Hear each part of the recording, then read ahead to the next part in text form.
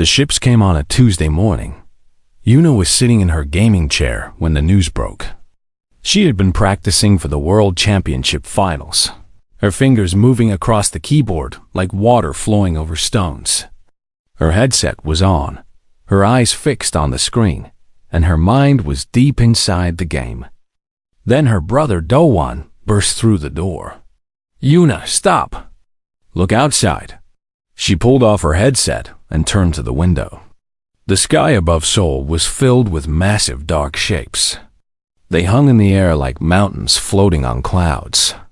Each ship was bigger than anything humans had ever built. They blocked out the sun and cast shadows over the entire city. "What is that?" Yuna whispered. "Aliens," Do-won said. His voice was shaking. "They're everywhere?" "Every major city in the world." Yuna stood up slowly. She had spent her whole life preparing for battles that existed only on screens. She had led armies of pixels, commanded fleets of digital ships, and defeated enemies made of code. Now something real was happening, and for the first time in years, she did not know what to do. The television in the corner of her room turned on by itself. Every screen in the world was showing the same thing. A creature appeared on the broadcast. It had gray skin, 4 arms, and eyes that looked like black pools of oil. When it spoke, its voice was translated into every human language at once. "People of Earth, we are the Valen Collective. We have watched your world for many years. We have studied your species. We have learned your ways." Yuna felt Do-won's hand on her shoulder. They watched together as the creature continued. "Your planet has been selected to join the collective. You will serve the greater civilization. You will work for the good of all species. This is not a request. This is a fact. You have 30 days to prepare for integration." The screen went black. For a long moment, nobody in the world spoke. Then everything exploded into chaos. People ran through the streets screaming. Governments held emergency meetings. Military forces around the world pointed their weapons at the sky, knowing those weapons were useless. But Yuna did not panic. She sat back down in their chair and stared at the ceiling. Her mind was working, turning over the problem like a puzzle in one of her strategy games. "They said they studied us," she said quietly. Do-won was pacing back and forth. "So what? They have ships the size of mountains. They'd probably have weapons we can't even imagine. We're finished. No, listen to me." Yuna turned to face her brother. "They said they studied us. That means they think they understand us. But what did they see when they looked at Earth?" Do-won stopped pacing. "I don't know. Cities, wars, technology, games," Yuna said. "They saw us playing games. Billions of people spending billions of hours on video games, virtual reality, esports. They'd probably watched me win the Asian Championship last year. They'd probably watched you design your drone racing simulator. And they think we're weak. They think we waste our time on entertainment. They think games are just games." Do-won's eyes widened as he began to understand. "But they're not." "No," Yuna said. "They're not." 3 days later, Yuna received a call from a woman named Ji-woo. She said she worked for the government. She said she needed Yuna to come to a meeting. She said it was about saving the world. The meeting was held in an underground bunker beneath the mountains outside Seoul. Yuna walked through long concrete hallways until she reached a room filled with screens and computers. There were already people inside. She recognized some of them. Hyen, the greatest real-time strategy player in history. Mireille, the woman who had beaten Yuna in the finals 3 years ago, using strategies nobody had ever seen before. Taiwan, who solved puzzles faster than computers. Sujin, who could survive anything in any game ever made. They were all champions. They were all the best in the world at what they did. And they were all confused about why they were here. Ji-woo stood at the front of the room. She was young, maybe 30 years old, with short hair and tired eyes. She looked like she had not slept in days. "Thank you for coming," she said. "I know you have questions. I will try to answer them.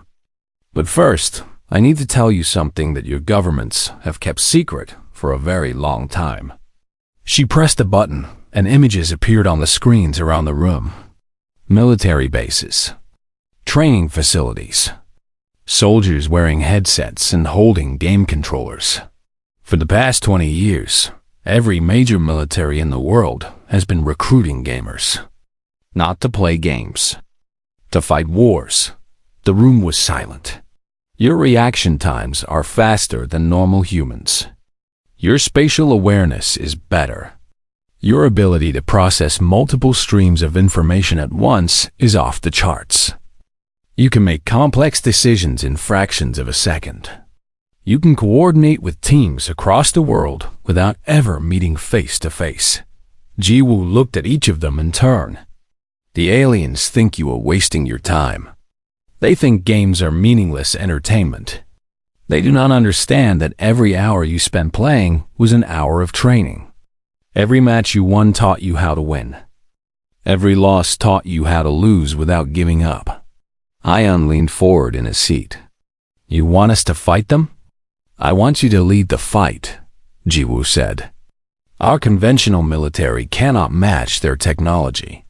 But you can do things their soldiers cannot. You can think faster, react faster, adapt faster. You have been practicing for this war your entire lives.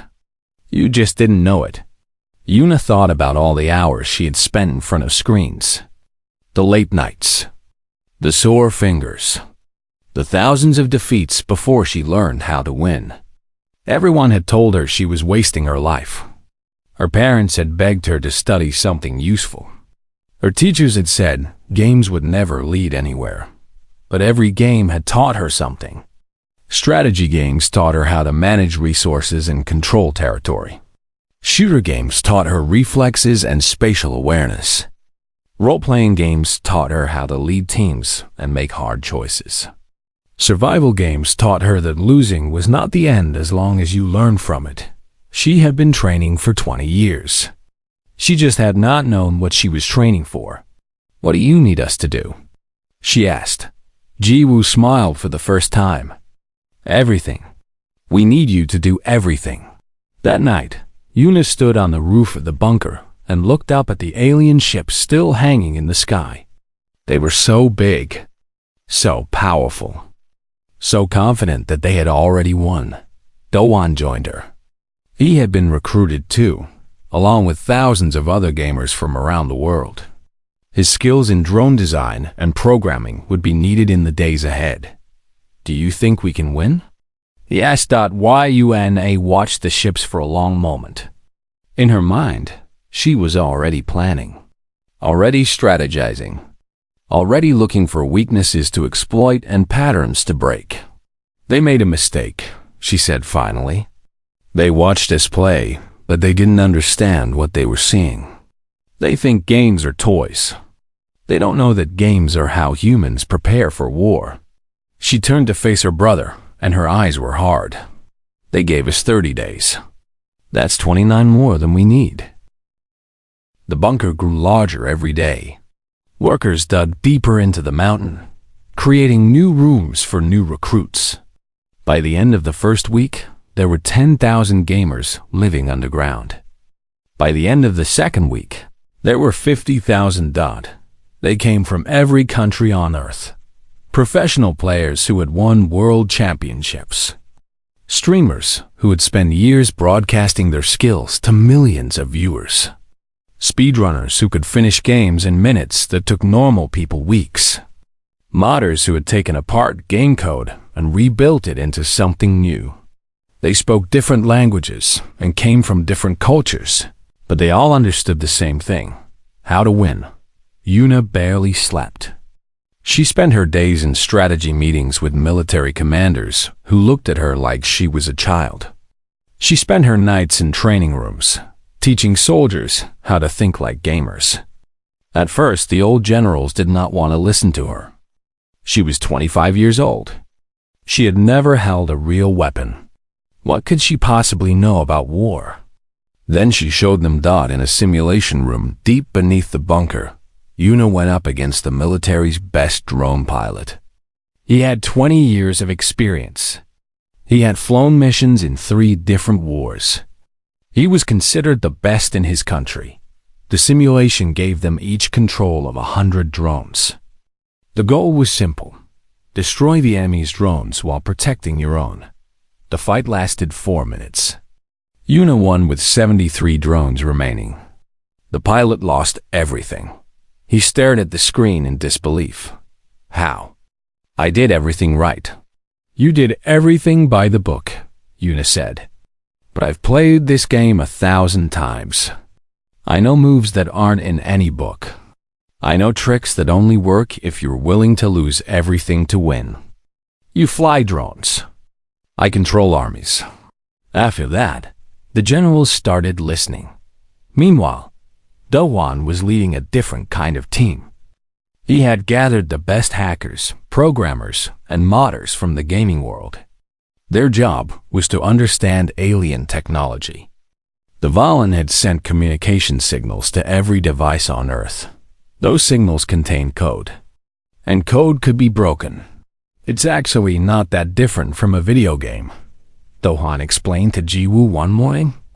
Every system has rules. Every program has bugs. The aliens built their technology to be perfect, but nothing is perfect. If we can find the cracks, we can break in. Ji-woo nodded slowly. Can you do it? Do-hwan grinned. I once found a way to skip an entire level in a game by standing in a corner and jumping at the exact right moment. The developers said it was impossible. I did it in front of 1 million viewers. He turned back to his screens. If there's a crack in their system, I'll find it. Across the bunker, Hyeon was training the drone pilots. He had spent his career playing strategy games where a single wrong click could lose an entire army.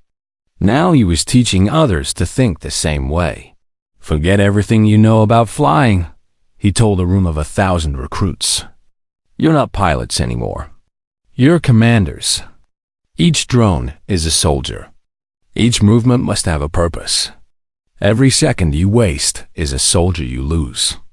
He showed them replays of his championship matches. In one famous game, he had controlled 300 units at once, moving them across a map in perfect coordination. His hands had moved faster than the human eye could follow. His opponents had called it cheating. It was not cheating. It was practice. It was thousands of hours of practice until his fingers knew what to do before his brain could think. The aliens are bigger than us, Hyeon said. Stronger than us. They have better ships and better weapons. But they're slow. They think in straight lines. We think in circles. We think in spirals. We think in ways that don't even have names yet. Myrae worked alone in a small room filled with screens and paper. She was studying the aliens. Not their technology, but their behavior. Every decision they made, every movement of their ships, every word in their broadcasts. She was looking for patterns. They're predictable, she told Yuna one evening. They follow rules. They have a system for everything. When their ships move, they move in formations that never change. When they talk, they use the same phrases over and over. That's a weakness? That's a huge weakness. Myrae pulled up a diagram on her screen. In games, we call this playing by the meta. The meta is the best-known strategy at any given time. Most players follow the meta because it's safe. It works, but it's also predictable. And if someone breaks the meta? Myrae smiled. Then everything falls apart. The aliens have been winning wars for thousands of years using the same strategies. They've never had to adapt. They don't know how to handle something unexpected. That's why I beat you in the finals 3 years ago. You played the meta. I didn't. Yuna remembered that match. She had done everything right. Every move had been perfect according to the established strategies. And then Mireille had done something nobody had ever seen before. Something that shouldn't have worked. But it did work because Yuna had not been prepared for it. So we need to break their meta, Yuna said. We need to destroy their meta, Mireille corrected. We need to do things they've never seen. Things they can't predict. Things that make no sense until suddenly they make perfect sense. As the days passed, the bunker became a factory of ideas. Sujin taught survival tactics to ground troops, showing them how to hide, how to run, how to turn any environment into a weapon. Taiwan cracked alien codes that their own experts said would take years to break. He did it in 3 days. It's just a puzzle, he said with a shrug. A very big puzzle, but I've solved bigger. On day 25, Yuna called a meeting. Every screen in the bunker showed her face. 50,000 gamers watched as she stood before them. In 5 days, the aliens expect us to surrender, she said. They think we're weak. They think we're afraid. They think we spent our lives playing meaningless games while they built an empire that spans the galaxy. She paused, looking into the cameras. They're wrong. Every hour you spent gaming was an hour of training. Every match you played was a lesson. Every late night, every sore finger, every loss that made you want to quit, but you didn't. All of it was preparation for this moment. Her voice grew stronger. The aliens don't know what gamers are. They don't understand that we're people who refuse to give up. People who will try 1,000 times to beat an impossible boss. People who will spend years mastering a skill that nobody else thinks matters. People who know that losing is just the beginning of winning. She raised her hand and pointed upward, toward the ships still hanging in the sky. In 5 days, we're going to show them what gamers can do. We're going to show them that the games we played weren't distractions. They were simulations. They were training grounds. They were preparation for the real thing. The bunker erupted in cheers. 50,000 voices shouting as one. They were scared. They were uncertain. They might die in 5 days, but they were also ready. They had been ready their whole lives. They just hadn't known it until now. Day 28 arrived with gray skies and cold rain. Commander Threll stood on the bridge of his flagship, watching Earth through the viewing window. The blue planet hung in space like a marble, small and fragile. In 2 days, it would belong to the Valen Collective. The humans would work in their factories, mine their resources, and serve their masters. It was the natural order of things. The strong ruled. The weak obeyed. Commander, one of his officers said, "We are receiving a transmission from the planet's surface." Threll waved a hand. "Display it." The screen flickered to life. Instead of the surrender message he expected, there was only a single image. A small yellow circle with 2 dots for eyes and a curved line for a mouth. It was smiling. "What is this?" Threll demanded. His communications officer looked confused. "I believe it's called an emoji, sir. The humans use them to express emotions. They send us a smiling face? Are they mocking us?" Before anyone could answer, alarms began screaming across the bridge. Red lights flashed. Officers ran to their stations, shouting reports. "Sir, our navigation systems are failing. Weapons targeting is offline. Communications are scrambled. I can't reach the other ships." Threll gripped the arms of his command chair. What is happening? Nobody had an answer. Across the Valen fleet, 200 ships were experiencing the same problems. Systems that had worked perfectly for centuries were suddenly broken. Commands were being ignored. Data was being corrupted. It was as if the ships themselves had gone insane. Deep beneath the mountains of Korea, Dohwan was laughing. "It worked," he said, watching streams of alien code fall apart on his screens. It actually worked. Jiwoo stood behind him, her face pale but her eyes bright. "How?" Speedrunning, Dohwan said. In games, speedrunners find ways to break the rules. They discover glitches that let them skip levels, walk through walls, do impossible things. The aliens built their systems to be perfect, but no system is perfect. We found their glitches. He pointed to lines of code on his screen. Their ships talk to each other using signals. Those signals follow patterns. We studied those patterns for weeks. Then we sent our own signals that looked exactly like theirs, except they contained garbage data. Their systems accepted our signals as real commands and then crashed when they tried to process the garbage. How long will it last? Maybe an hour. Maybe less. Their engineers will figure out what we did and fix it. But an hour is all we need. In the bunker's main control room, Yuna was already giving orders.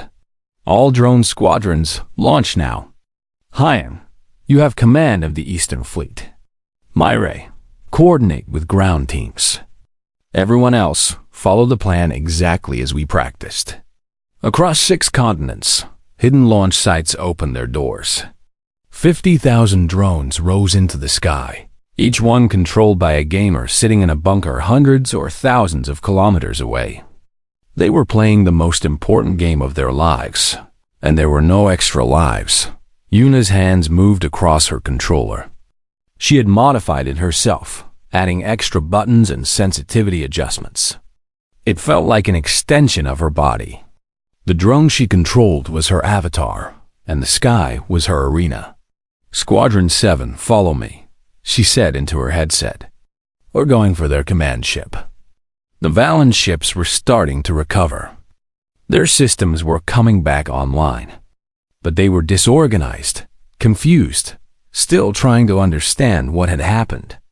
By the time they raised their weapons, the human drones were already among Dot. In his gaming career, Hyan had controlled armies of virtual soldiers. Now he controlled armies of real machines. His hands moved in the same familiar patterns, clicking and typing at incredible speed. Each drone in his fleet moved exactly where he wanted it to move. Each attack hit exactly where he wanted it to hit. A Valen cruiser turned its weapons toward him. He saw it coming before the alien gunners even finished aiming. He scattered his drones in a pattern that looked random, but was actually carefully calculated. The alien shots passed through empty space. His drones regrouped and struck the cruiser from 5 different directions at once. Too slow, he whispered as the cruiser exploded. Myre watched the battle unfold on her screens, tracking every ship, every drone, every movement. She had studied the Valen for weeks. She knew how they would react to each attack. She knew their formations, their tactics, their weaknesses. Yuna, they're sending reinforcements to the Western Fleet, she reported. That's exactly what we wanted. Tell Squadron 12 to pull back.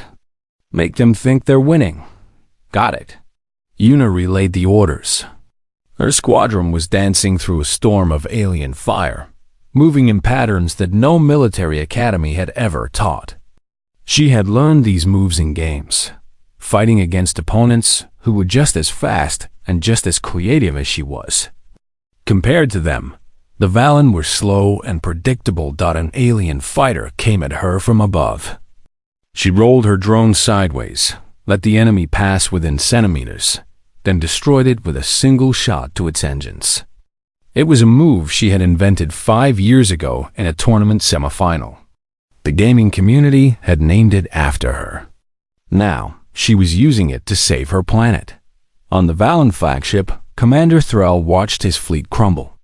Ship after ship was being destroyed by swarms of tiny human machines. His gunners couldn't hit them. His fighters couldn't catch them. Every time he thought he understood their strategy, they changed it.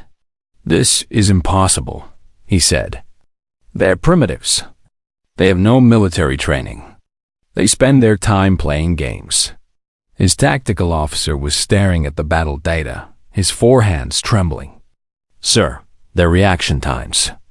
They're faster than anything in our records. faster than any species we've ever encountered. And their strategies.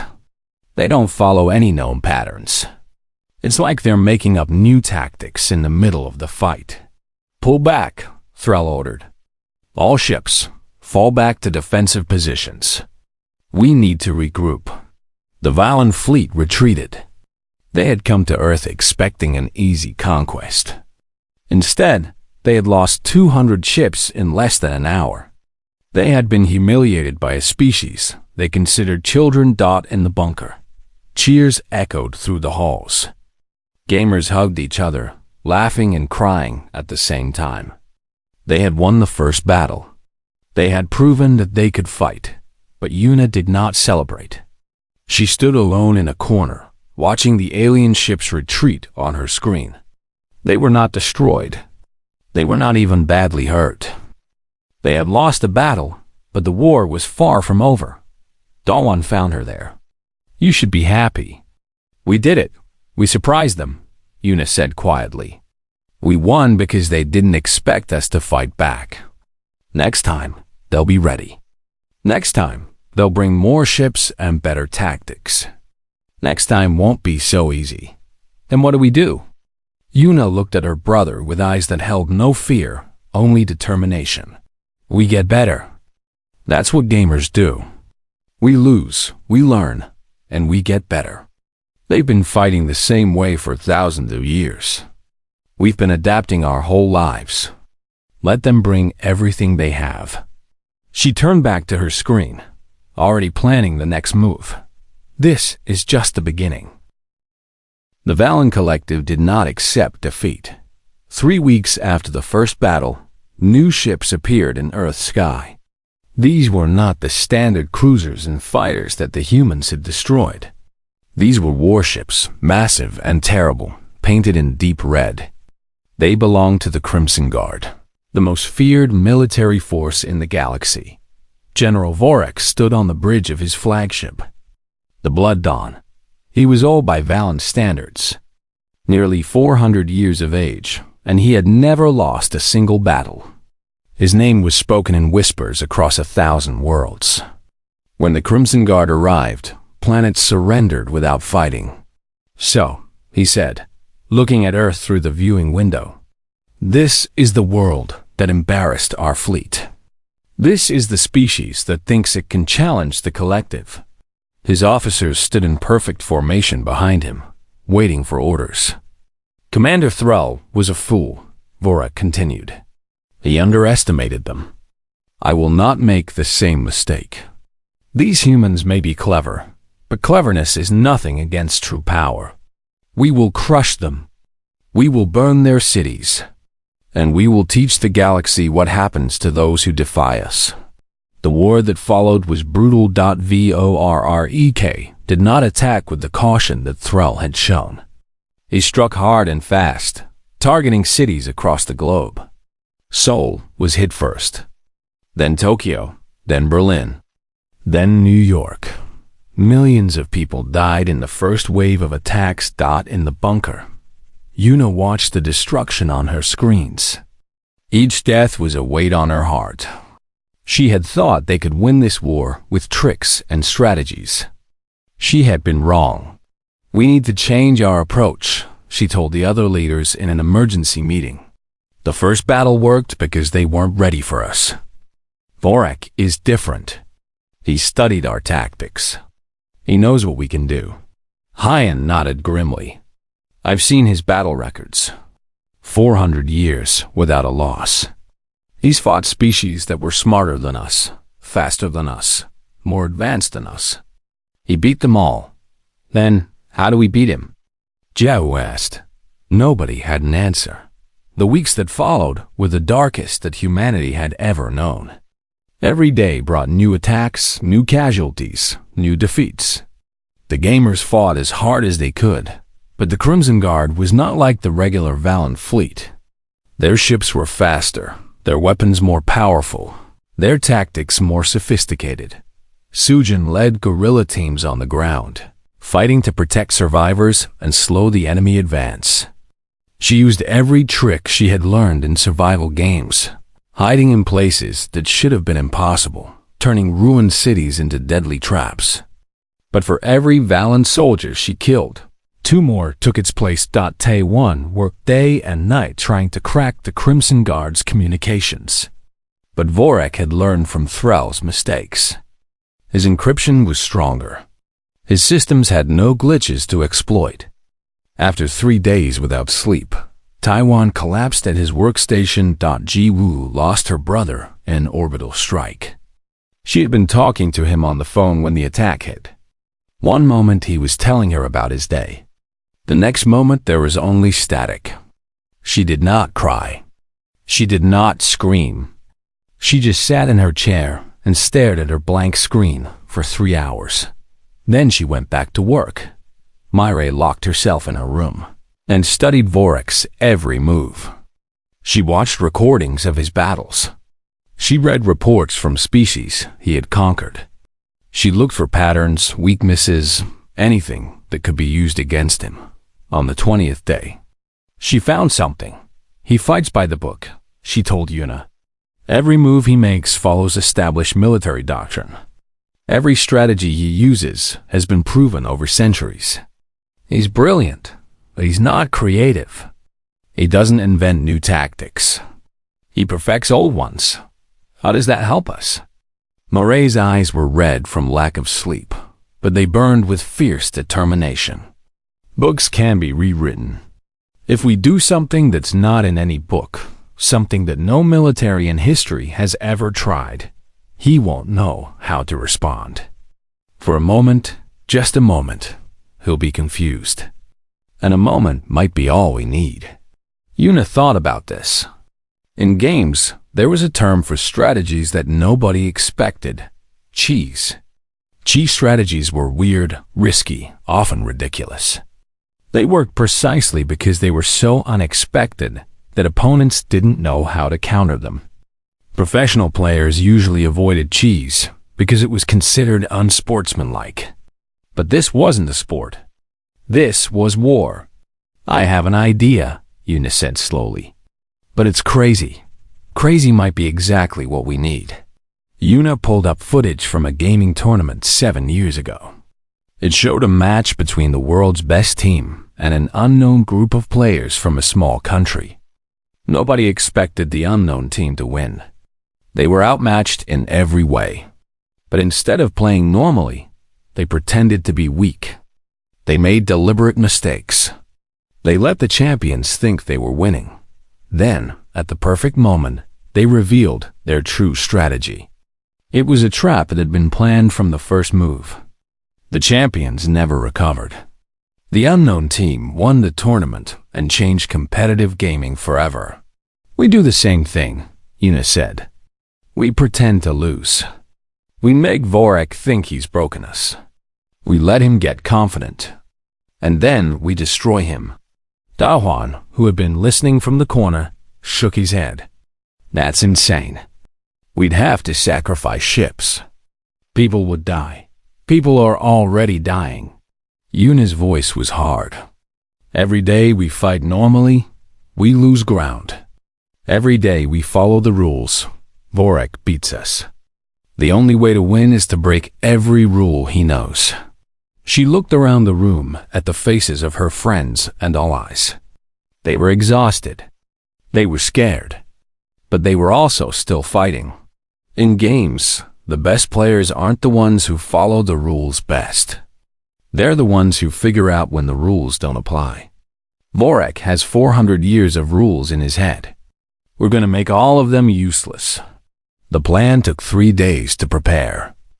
Every gamer in the bunker was given a role to play. Some would fight.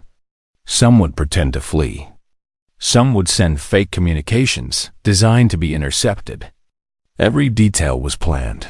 Every movement rehearsed. On the morning of the attack, Yuna gathered her squadron leaders for a final briefing. This is going to be the hardest thing any of us have ever done, she said.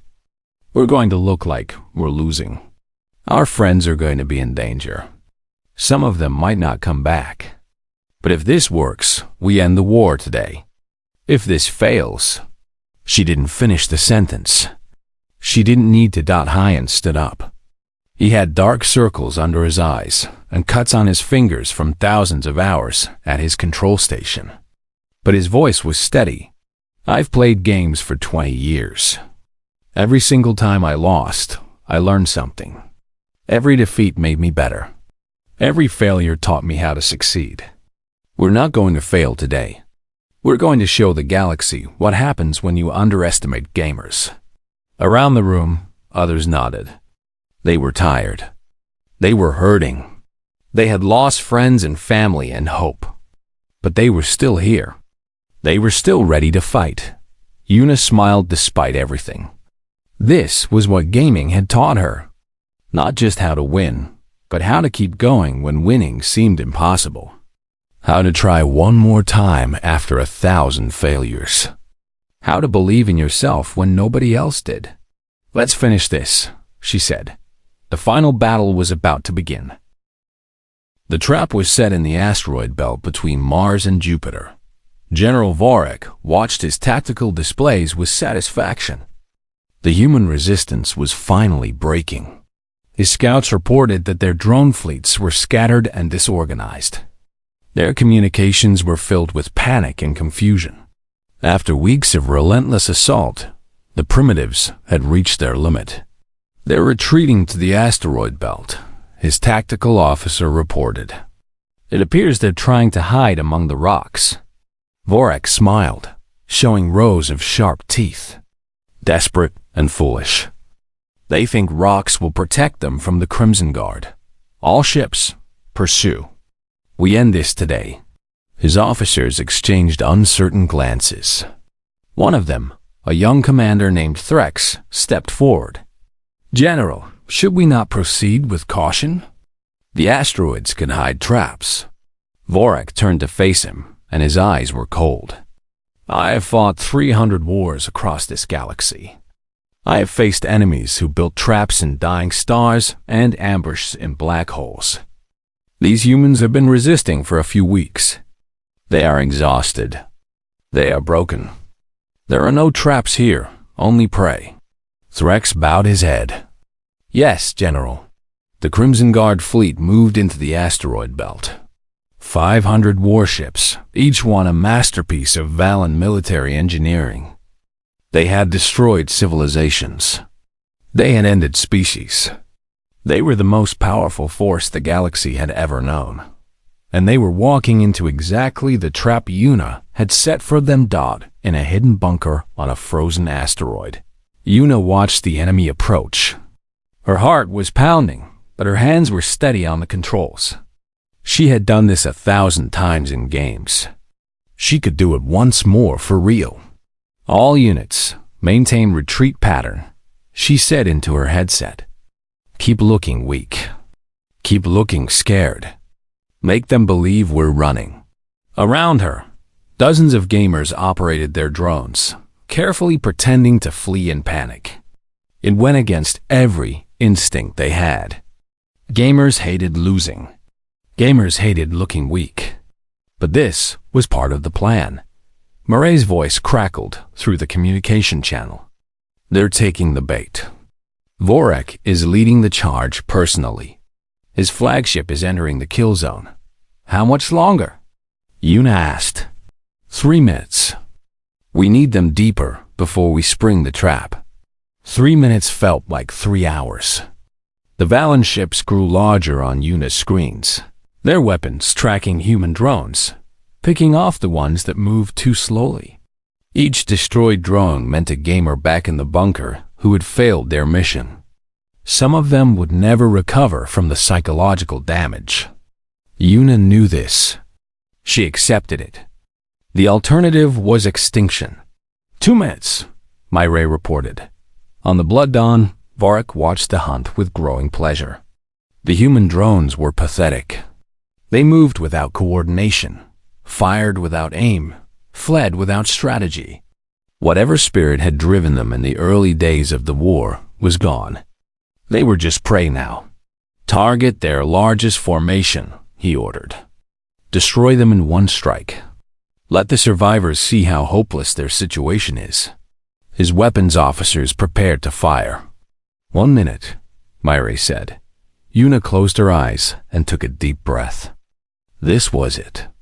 Everything they had planned, everything they had sacrificed, everything they had practiced.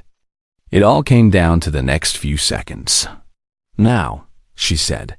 The asteroid belt exploded into chaos. From behind every rock, from inside every shadow, from places the Valen had not thought to scan. Hidden drone swarms emerged.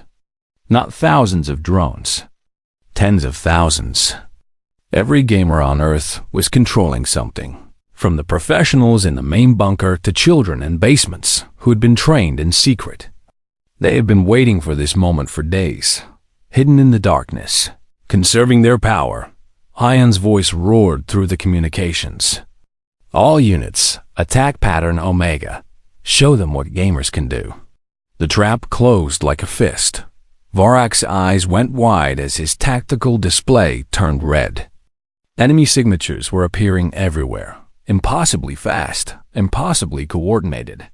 His carefully arranged formation was being torn apart from every direction at once. Impossible, he whispered. This is impossible. But it was happening. The human drones moved like nothing Vorak had ever seen. They didn't attack in lines or waves like normal forces. They moved in swirling patterns that seemed random, but were actually perfectly calculated. They struck at exactly the right places to disable systems without destroying ships. They avoided fire by predicting where weapons would aim before they were aimed.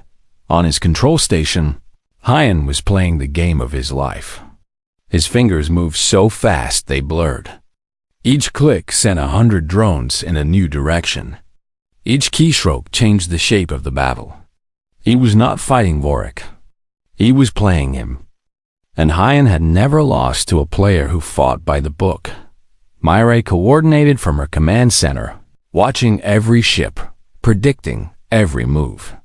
She had studied Vorak for weeks. She knew his strategies better than he did. Every time he tried to regroup, she was ready. Every time he tried to counterattack, she had already moved her forces. He's trying the twin claw formation, she announced. Standard response to encirclement. Yuna, take your squadron through the gap in his eastern flank. It will be open for exactly 8 seconds when he commits to the maneuver. On it, Yuna replied. She led her drones through a storm of weapons fire, weaving between lasers and missiles with movements that defied physics. These were moves she had invented in tournaments, refined in practice, perfected over thousands of hours. The Valen gunners couldn't track her. Their targeting computers couldn't predict her. She was too fast, too creative, too experienced. 8 seconds later, she was behind Vorak's flagship, firing into its engines. The Blood Dawn shuddered. Alarms screamed on the bridge. Vorak gripped his command chair as his ship lurched sideways. Return fire, he shouted. We can't, sir. His weapons officer replied. The targeting systems can't lock on. They're moving too fast. Then fire randomly. Fill the space with weapons. We'll hit our own ships. Vorak didn't care. Do it. The Crimson Guard began firing wildly, destroying everything in their path, including each other. Order collapsed into chaos. Ships collided. Formations broke apart. 400 years of military doctrine meant nothing when the enemy refused to follow any rules. Dowan's team struck the final blow. They had spent the entire battle preparing a virus, hidden in fake communication signals. When the Valen fleet was at maximum confusion, they unleashed it. Navigation systems failed. Weapons locked up. The Crimson Guard was suddenly blind and helpless. Surrender. Yuna broadcast to the entire enemy fleet. Your general has been defeated. Your ships are disabled. Surrender and live. For a long moment, nothing happened. Then, one by one, Valen ships began lowering their weapons. Escape pods launched from damaged vessels. White flags appeared on communication channels.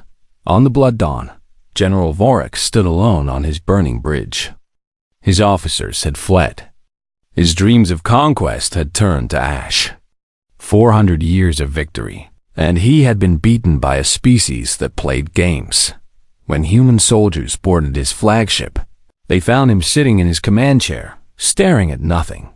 They brought him to Yuna, who stood waiting in the docking bay. Vorik looked at her. She was small, young, dressed in simple clothes instead of military uniform. In his culture, she would be considered a child. And she had destroyed everything he had built. How? He asked. His voice was barely a whisper. How is this possible? Yuna met his eyes without fear. You watched us for years, she said. You saw us playing games and thought we were wasting time. You didn't understand. Every game we played was a lesson. Every match taught us how to think faster, react quicker, adapt better. You trained for war by studying books. We trained for war by living it, over and over, in 1,000 different forms. She stepped closer. You gave us 30 days to surrender. We didn't need 30 days. We've been preparing for this fight our entire lives. We just didn't know it until you showed up. Vorik lowered his head. For the first time in 400 years, he had nothing to say. The war was over. 6 months later, Earth joined the Valen Collective, not as servants, but as equals. The gamers who had saved humanity became legends. Yuna was offered command of the largest fleet in the galaxy. She turned it down and went back to playing games, but things were different now. Across the galaxy, species that had once dismissed humans began to pay attention. They watched human tournaments with new eyes. They studied human games with new respect. And a saying spread from world to world, spoken in 1,000 different languages. Never underestimate a species that turns war into a game. Because when the game becomes real, they've already won. In her small apartment in Seoul, Yuna sat in her gaming chair and smiled at her screen. Outside her window, alien ships passed peacefully through the sky. The world was safe. The future was bright, and somewhere out there, a new game was waiting to be played. She picked up her controller and got ready.